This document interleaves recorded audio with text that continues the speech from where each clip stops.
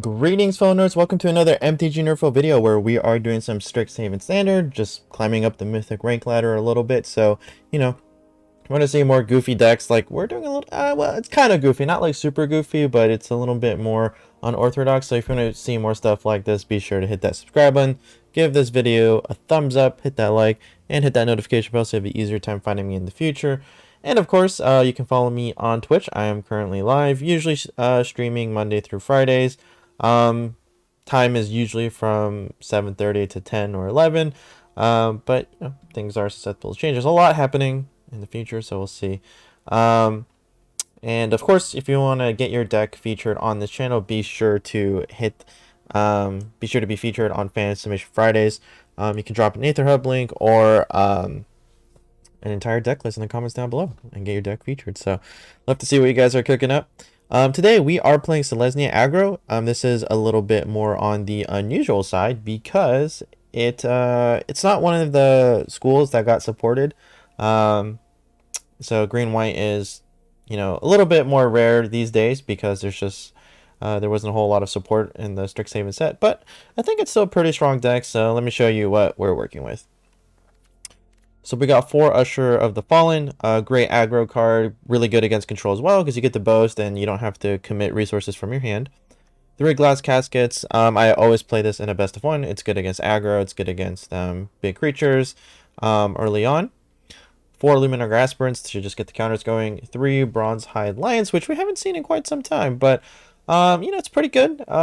Getting Indestructible is not bad at all, and even if it dies, we can give Indestructible to another creature potentially, so it's pretty good. 3 Vanishing Lights. Elite Spellbinders. Paulo is the new staple in white now, pretty much. 3 Cultivates, and there is a reason why we're playing Cultivate. We are a little bit more. We do have some top end stuff, so it's pretty good in this deck.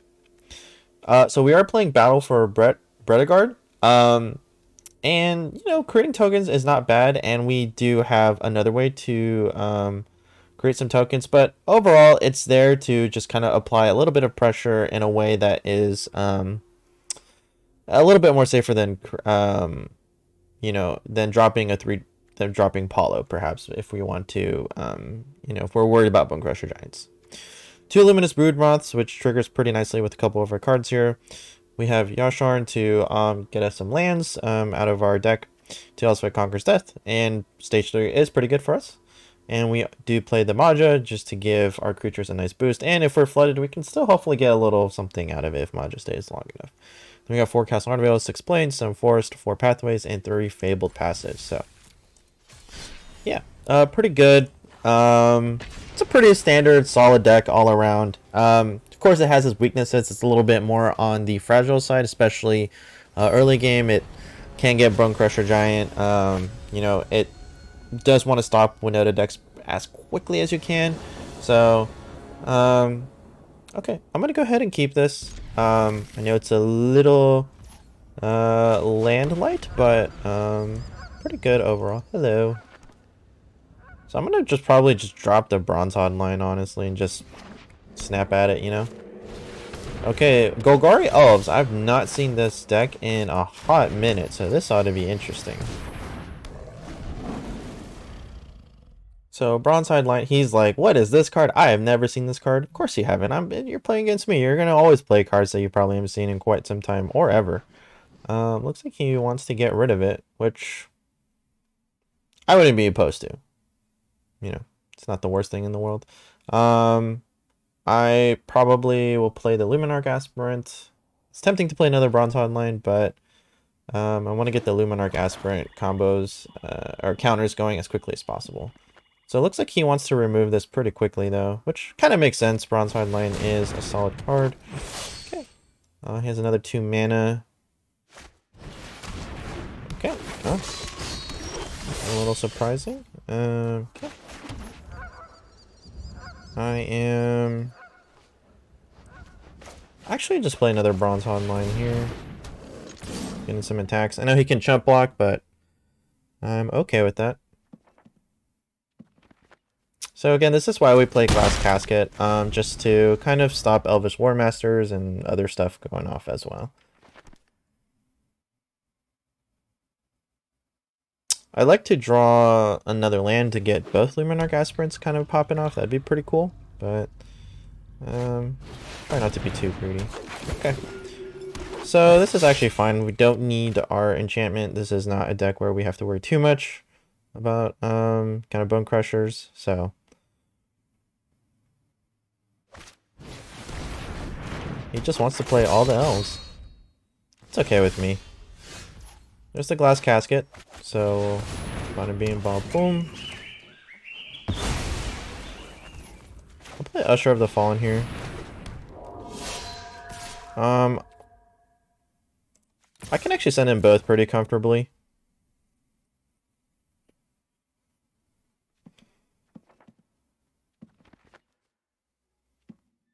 He doesn't have the greatest of blocks, and we've kind of stopped his chump making monster. Okay, so he decides he wants to trade a lot, so that's okay with me. I don't want the token to live. Or I want the token to live. That felt pretty good, honestly.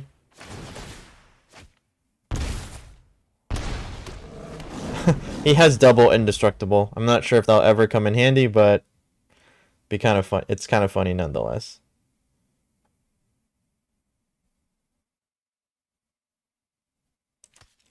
Not played against Golgari Elves in quite some time, so this is interesting. I'm kind of bummed we couldn't get the Luminarch Aspirants to pop off just because our land was a little unlucky. We got both Castle Ardenvales, and we didn't draw any lands prior to 3. Okay, so the opponent is still keen on playing the War Master, which makes a lot of sense. Okay, there's a Realm Walker, which is a little frightening for sure. Okay, lots of chump blockers here. Lots and lots of chump blockers.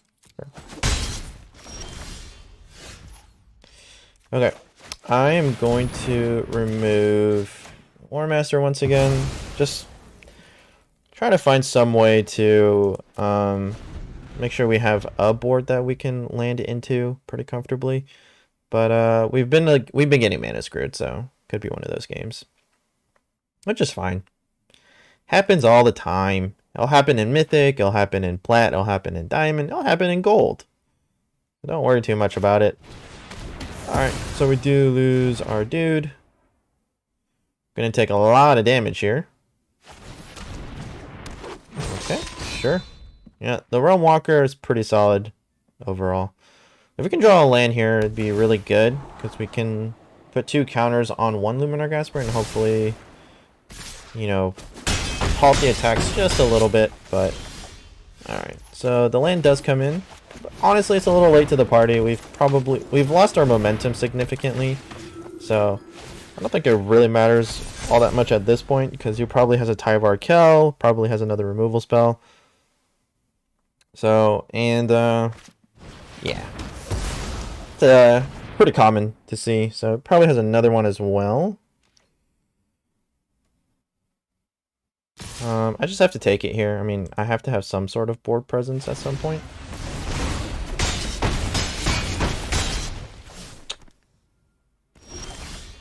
Alright, so we are going to scoop here. You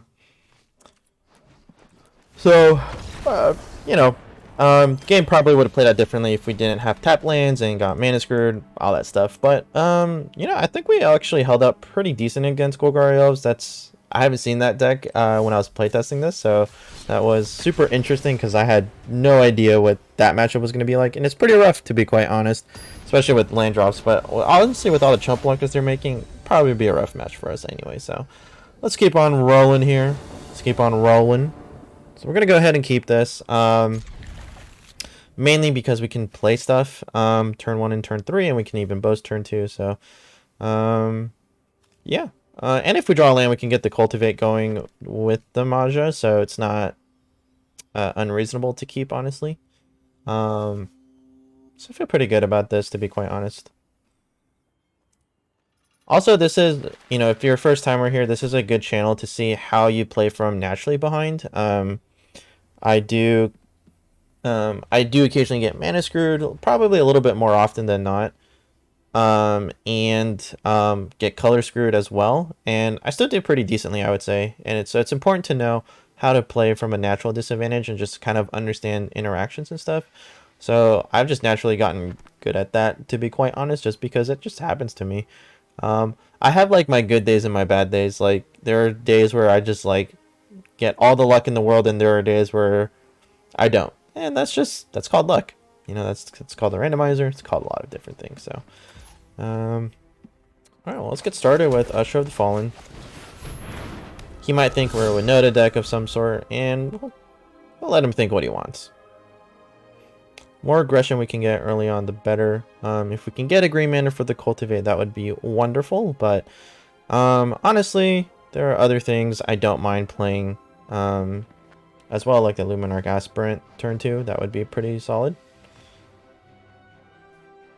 Okay, looks like our opponent is a little disconnected here, so we might just get a free win here. But I mean, you take those, but they don't feel great, honestly, so... Tibble's over here trolling our opponent. So he's having a really tough time deciding what he wants to do here. I'm gonna attack.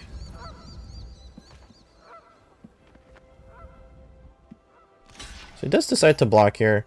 I'm not gonna boast. I'm a little surprised he blocked. So maybe we just play another one. Yeah, that's super surprising to me. Speaker of the Heavens is generally a pretty good card in mono white aggro. Oh, we got the Cultivate. That was actually perfect. Or the Fabled Passage, so we can kind of see what's going on here. I don't really like any of these. But I suppose... I mean, I could deal with that pretty easily. So we'll get in here. Decides to block once again.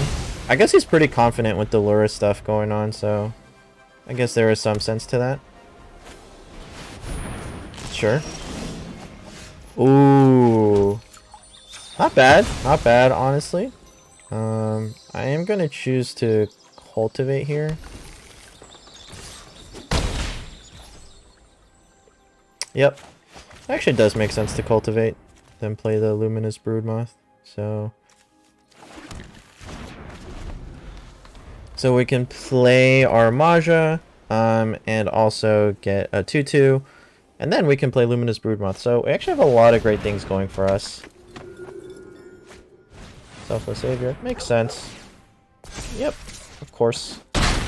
Alright, so we're actually doing not too bad, to be quite honest.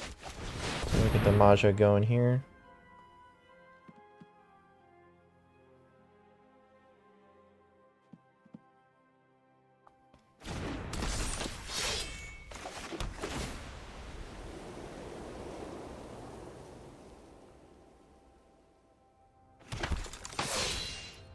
Okay, and no attacks.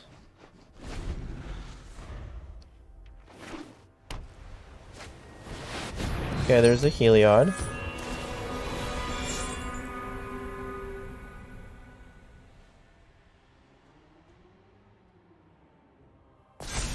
Okay.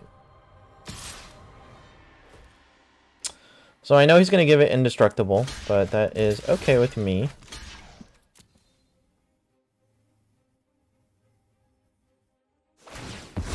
Yep. Pretty easy to predict there.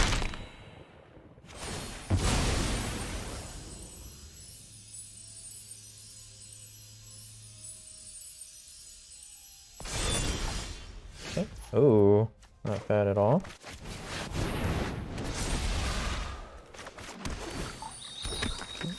Get another white source here.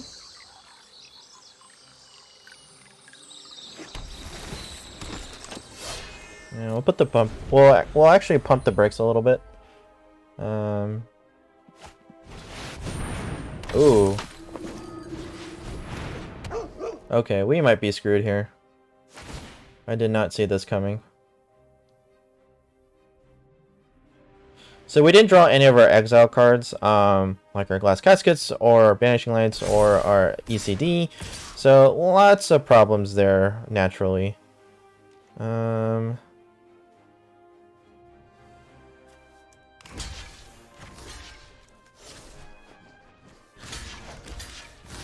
I guess I'd just do this.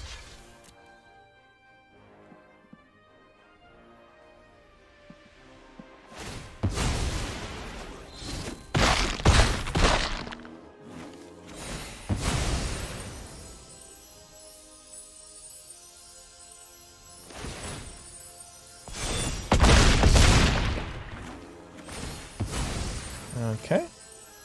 Yep, so we didn't draw any of our exile effects here, so that was pretty much the decider of how this game was going to play out.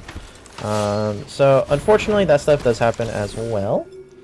I don't think it really matters. So we're going to lose this run as well.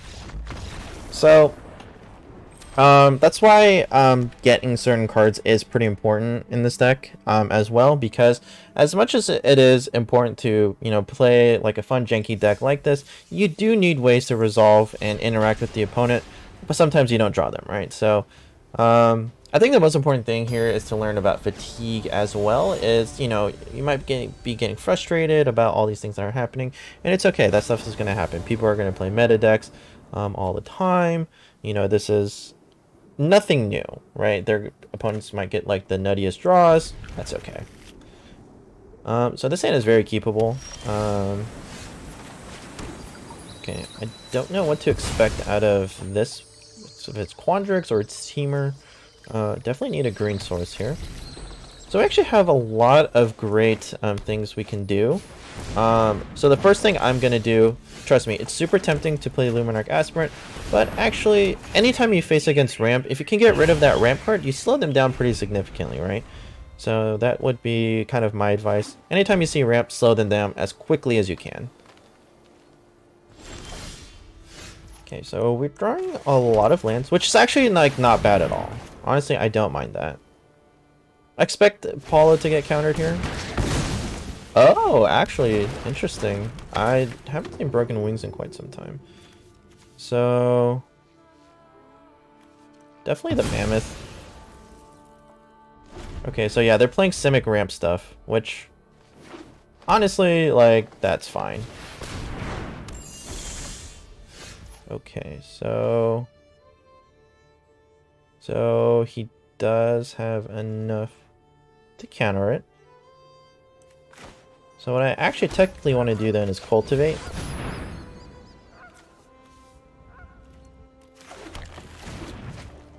And I'm happy to trade here. Doesn't even want to trade. He really wants to keep the mana. So we have ECD, which is pretty great. It's going to be really great. That's why you play stuff like ECD, honestly.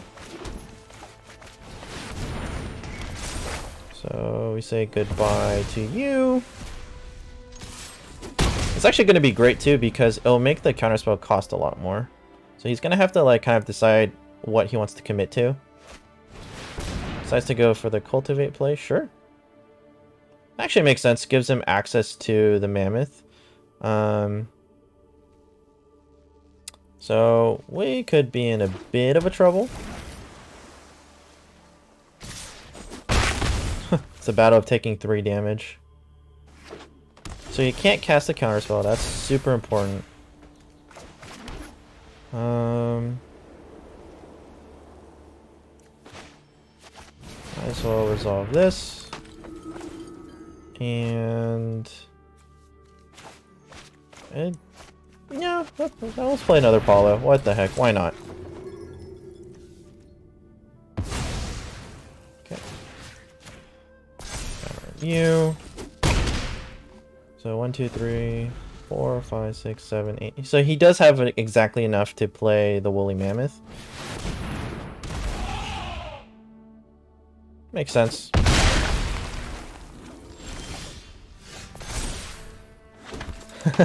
And I just get it back anyway. Just pretty hilarious. Yeah, we will definitely exile the Coma there. Alright. So we're getting it for 8 in the air here. Or, right, he has Summoning Sickness, so that doesn't quite work out. Okay, play that. Make a 1/1. I could see myself replacing Battle of Brettguard for maybe an Eska's Chariot, to be quite honest. It's good in certain matchups, but I guess against the current meta, it's not like super great. Yep, gets rid of the flare, makes sense.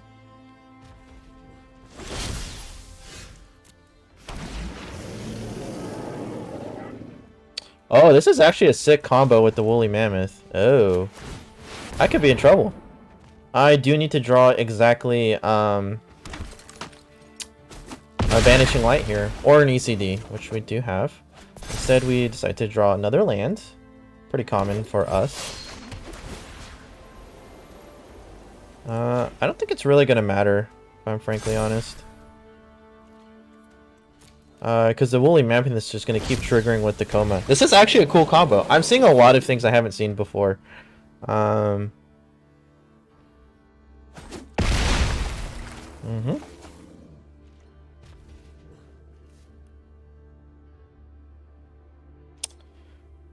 Yeah, the opponent probably has this, if I'm frankly honest.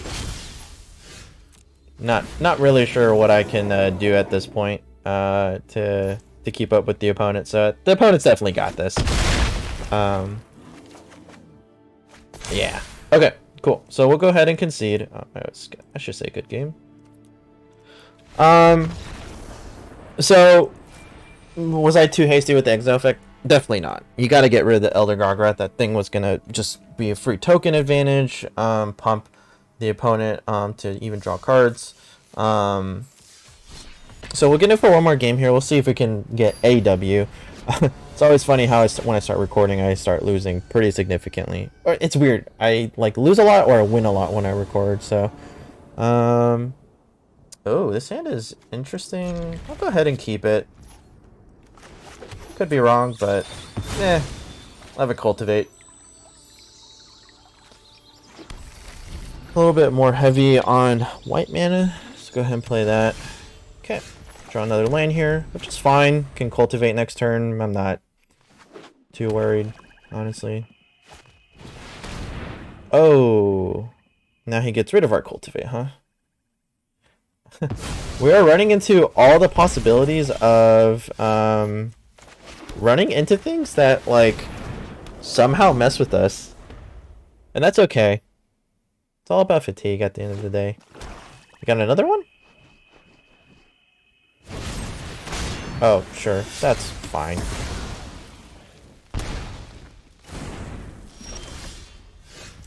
Okay, so we'll get some lands, which is pretty good for us, honestly.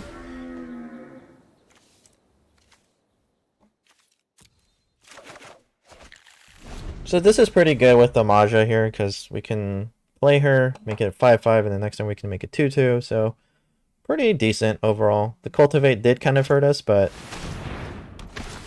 sure, you can actually get rid of... Actually, don't need Usher of the Fallen, probably. I don't think I care about him, so that's fine with me. Remember, Gasper's pretty good here. So we'll play our Maja. Get in there. If he chump blocks, he chump blocks. Alright. So like, this is mono black like discard stuff. So this deck gets worse the more cards you start playing and a little bit later in the game. So we're kind of already approaching that point, to be quite honest. Ooh, Paulo? I think I kind of want to play Paulo. I'm just curious more than anything to see what's in their hand. Wow, I don't like any of these. Okay, Paulo just makes the opponent discard. So they were a little mana screwed, but honestly, I think we had that in the bag. Like, Sedgemoor Wish doesn't do that much against us. Okay, so we end with a W. Gotta like that. So what can we do about this deck? Well, first thing I'm already seeing, Battle for Brettguard probably can be replaced here. Maybe even the Luminous Broodmoth? I don't know. I kind of like her with Yosharn and Maja because it just brings them back. Maybe cards that have a little bit more of Elite Spellbinder's effect, where you can slow them down just a little bit. I'm not sure what other card does that, to be quite honest, but something worth considering. But yeah, overall, there is a certain reason why we're not seeing Selesnya beyond Selesnya counters, and even that deck has kind of disappeared off the meta, and it's because Strixhaven gave specific support. So, is this still playable? Yeah, of course. I mean, any deck is really playable, especially in a best of one. But here, Selesnya, you're probably better off playing Selesnya counters. It's just more aggressive and it's faster for the most part. So something worth considering if you want to try and play Maja. Probably go for like Legendary Humans or Mardu Humans. It's probably a little bit better, but I still like this deck overall. It's up my color. It's up my playstyle. So hopefully you guys watching that. Again, follow me on Twitch. Be sure to hit those buttons down below. Right now up top, YouTube is showing me of my most recent upload, and then right below that is a video that YouTube thinks you specifically like. So go ahead, check those videos out, explore the channel. Really help me out. We're on our way to 300 subs, so love to see you there for that video as well. So thank you all so much for watching. See you for the next NerdPhil.